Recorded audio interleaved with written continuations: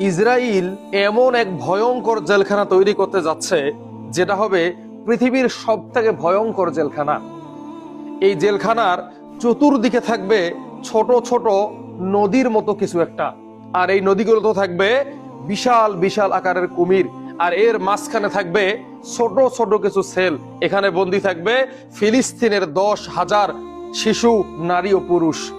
যদি কোনো ফিলিস্তিনি অসুস্থ হয়ে পড়ে, যদি কোনো ছোট বাচ্চা না খেয়ে থাকতে থাকতে রোগা পাতলা হয়ে যায়, তখন এই ইহুদিরা এই সমস্ত মানুষদেরকে কুমিরের মুখে তুলে দিবে।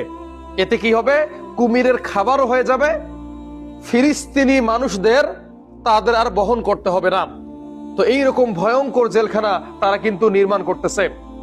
ইহুদিদের বড় একজন নেতা বেন গাভির, এ হচ্ছে কট্টর ইহুদি এবং চরম মুসলিম বিদ্বেষী। এরকম সিদ্ধান্ত নিয়েছে এবং এটা সংসদের মধ্যে পাশ করেছে। এই জেলখানা তারা নির্মাণ করবে সিরিয়ার কাছ থেকে কেড়ে নেওয়া গোলান মালভূমির আশেপাশে। এই ভয়ঙ্কর সেল তারা তৈরি করবে। এতে একটা জিনিস স্পষ্ট হয়, মুসলিমদেরকে তারা কতটা ঘৃণা করে, মুসলিমদেরকে তারা কতটা শত্রু মনে করে, এটা প্রমাণ হয়ে যায়। আস্তাগফিরুল্লাহ। এইরকম জেলখানা যদি তারা তৈরি করে ফেলে, তাহলে অসংখ্য মানুষ, অসংখ্য ফিলিস্তিনি বন্দীরা কুমিরের মুখের খাবার হয়ে যাবে। এই তথ্য আন্তর্জাতিক গণমাধ্যমগুলো প্রকাশ করেছে। এরপরও যদি মুসলিম বিশ্ব নাকে তেল দিয়ে ঘুমায়, এরপরও যদি আন্তর্জাতিক মহল নাকে তেল দিয়ে ঘুমায়, তাহলে মুসলিমদের সামনে ভয়ঙ্কর বিপদ ছাড়া আর কিছুই অপেক্ষা করবে না। আজ সৌদি আরব, কাতার, কুয়েত, বাহরাইন তারা মনে করেছে এই ছেলে শুধুমাত্র ফিলিস্তিনিদেরকে রাখা হবে। তারা ভুল করছে না। তারা সামনে বিশ্ব শাসন করতে চায়, তারা পুরো মধ্যপ্রাচ্যকে দখল করতে চায়।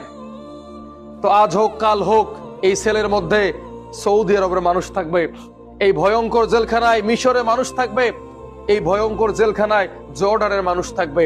তো এইরকম ভয়ঙ্কর জেলখানা তারা তৈরি করতেছে শুধুমাত্র মুসলিমদেরকে কষ্ট দেওয়ার জন্য, মুসলিমদের উপর জুলুম করার জন্য, মুসলিমদের মনে একটা আতঙ্ক তৈরি করার জন্য তারা এরকম জেলখানা তৈরি করতেছে।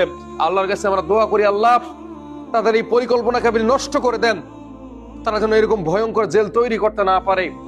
আল জাজিরার প্রতিবেদন আমরা প্রতিনিয়ত দেখি, 10,000 ফিলিস্তিনি বন্দীকে 3 দিন পর 4 দিন পর তারা একবেলা খাবার দেয়, তাদের দিয়ে পশুর মতো কাজ করায়, মা বোনদেরকে প্রত্যেক দিন গণধর্ষণ করা হয়, শিশুদেরকে খাবার দেওয়া হয় না, মায়ের দুধ পান করতে দেওয়া হয় না। কত জুলুম নির্যাতন না তারা করতেছে।